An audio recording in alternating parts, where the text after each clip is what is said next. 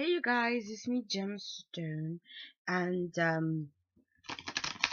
I wanted to do this video um on Mary J.Blige and her divorce, the process of her divorce to or from Kendu Isaac.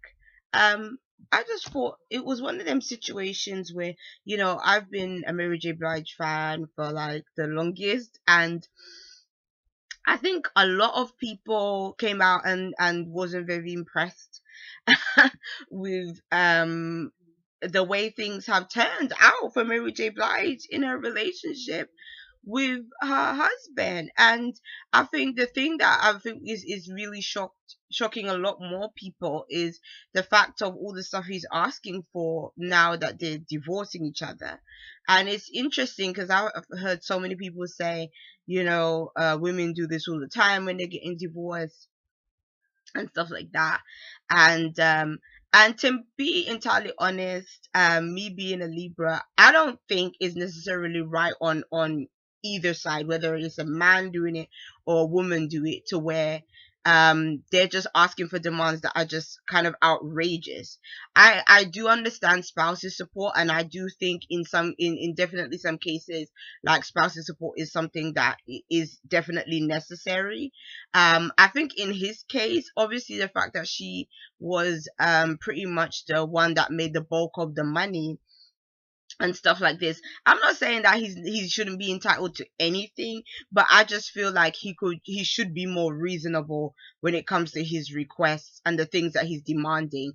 I mean, especially to go as far as to be asking for her to pay his child support when she doesn't have no children with him, and basically these will be children that she would be supporting that aren't her own. I've just never heard of anything so outrageous in my life. Like, that's just crazy. How do you divorce somebody but make that person financially responsible for children that aren't theirs? And also to ask for money for his to support his parents as well. It's like, since when do you support your ex in-laws? Like, I just, like, to me that's just crazy. And I think he has a nerve to even, like, be requesting these kind of things. So what I wanted to see is how successful he will actually be when it comes to his demands. Especially, he's apparently asking for $100,000 every month in spouses support, which is like, really, 100,000. um Okay. So I wanted to just see, like, how things are gonna go for him. Like, how will he actually be successful in terms of the demands that he has. Let's see what the cards have to say. So I'm gonna be using the Anarchy Tarot for this reading as well, and we're going to pull a few cards and see where everything lands. We have the Tower, so that's no surprise there. The Tower, I think, is just representing their relationship in general, and everything kind of falling apart very suddenly, very disastrous. When the Tower shows up in a relationship that has gone wrong, it's almost like it's the worst it could have gone, practically. It can represent, big blowout arguments. It can represent obviously there was longevity in this relationship, being that they were together for 16 years and married for 13 years. So the Tower basically represents, something that could have been around for a long time and was well established at one point, but then, it's been destroyed by something that has happened suddenly, something that may have been unexpected, or maybe for Mary J. Blige wasn't expected. And I'm definitely sure that the things that he's asking for and the demands that he has, it was probably came to a shock. It probably shocked her, the kind of demands that he was asking for and things like that. And I think that she definitely wouldn't have imagined that this relationship would have turned out the way it has. Yeah, the Tower isn't really a surprising card to show up in this situation. The Wheel of Fortune shows that, okay, for him, obviously he's trying to benefit from this situation, and he's hoping for this really big payout to improve his life, improve his circumstances, because he knows that once he goes it alone, obviously he will not have Mary J. Blige to be dependent on, so therefore he has to look for his own means of money. But clearly he kind of feels like he wants to be looking more into her past, than to kind of establish things for himself to where he can actually support himself independently. So that's the Wheel of Fortune. The Knight of Rods kind of shows a person that is very determined towards their own goals and their own pursuits.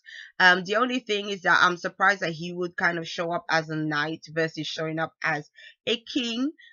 Which kind of shows, not to try and throw him under the bus, but it shows maybe his immaturity. In dealing with the situation.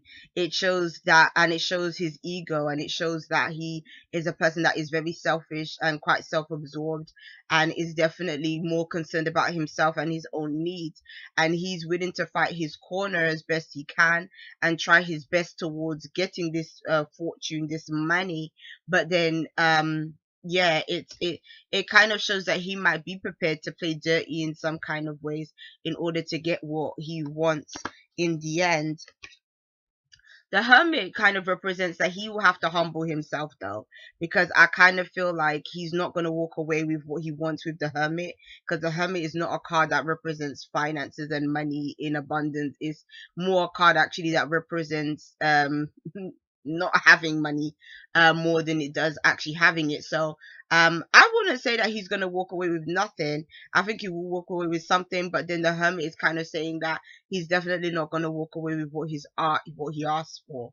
And being that, I feel kind of guided to lay that card underneath the Tower and the Wheel of Fortune. Is kind of saying that probably the Tower had something to do with why he's not going to get what he wants. I kind of feel like if he had handled the situation better in terms of this separation, that Mary J. Blige probably wouldn't fight as hard to make sure that he gets less.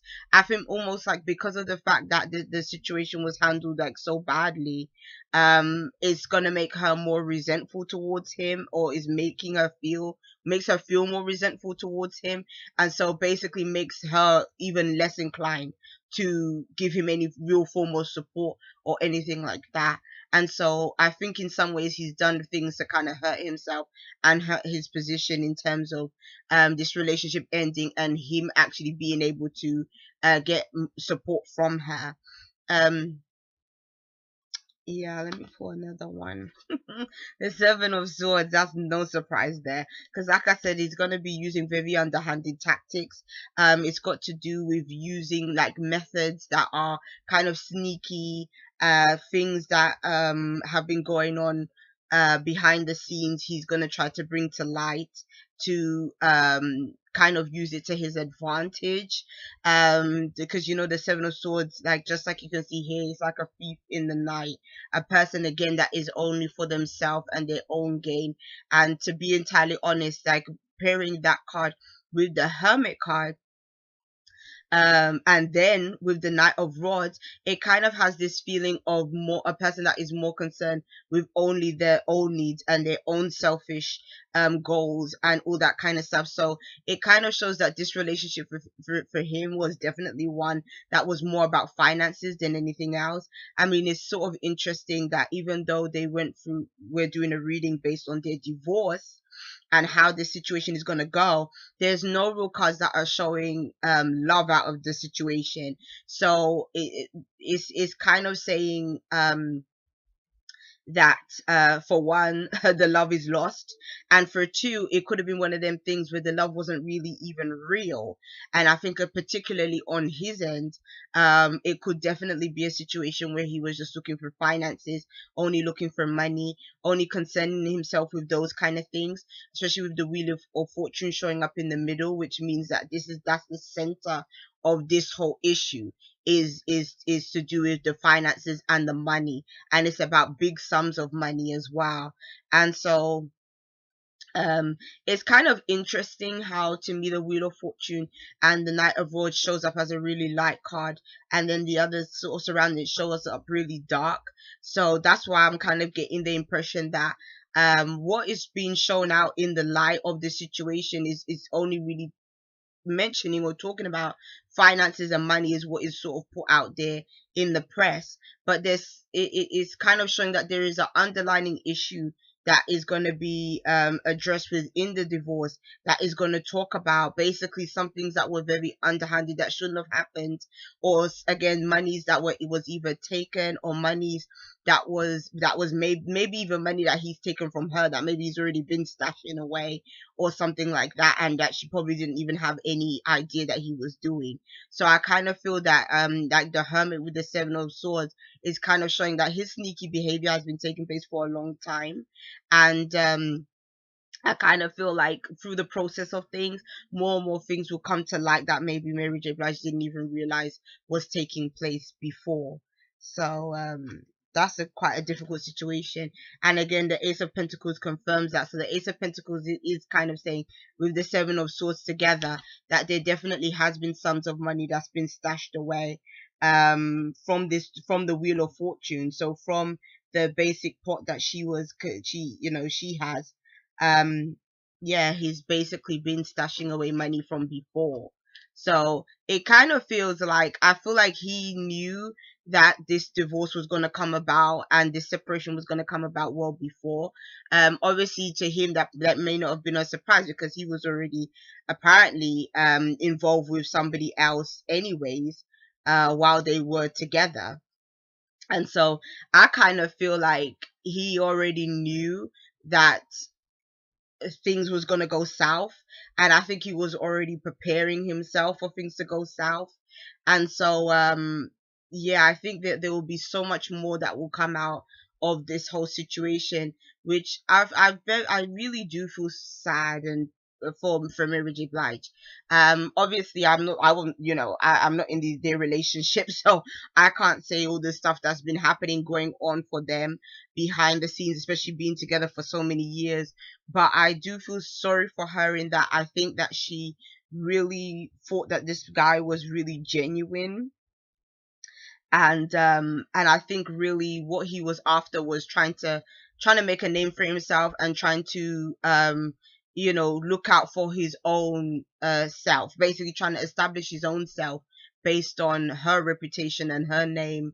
And um and and yeah, I think she thought she was doing a good thing in supporting him, and obviously being with him, choosing this person to be in a relationship with.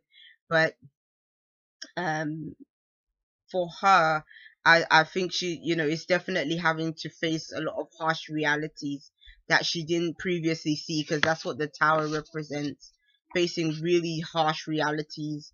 Um, Again, things that were very unexpected, and something that you thought was gonna last forever, like something you thought would always be there, and then all of a sudden it's like everything breaks apart. So um. mm, sometimes with the Tower as well, you have to question whether well, the Tower basically shows that this had to happen, because nothing happens by chance, especially when major arcana cards show up. So it's almost like saying that this was destined to happen over time.